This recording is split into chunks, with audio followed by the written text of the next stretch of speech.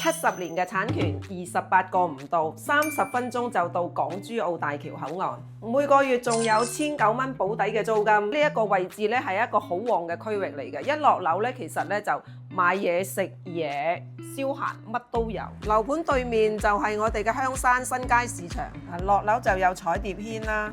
中國郵政啦、銀行啦，同埋酒店都喺我哋樓盤嘅正對面。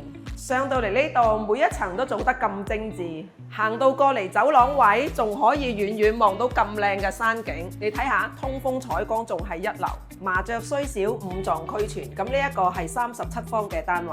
咁入到嚟門口位就係你嘅起居生活區，鞋櫃、廁所、洗衣區、星盤、洗手盤。全部就喺晒度啦，衣物收納就喺呢一個位置啦。米5床仲可以3邊落地，仲可以坐喺客廳睇電視。咁我哋自己呢一個小區呢，一落樓就有1+1嘅。咁呢一種單位你可以自住，亦都可以呢用嚟收租。咁每個月嘅回報呢係1900蚊，總價呢28萬。幫 Wing 姐計下幾多年可以回本？評論區話我知。如果再想要啲詳細嘅資料，可以點入去 Wing 姐嘅主頁，咁就可以揾到 Wing 姐啦。多謝點讚加關注，灣區置業揾 Wing 姐。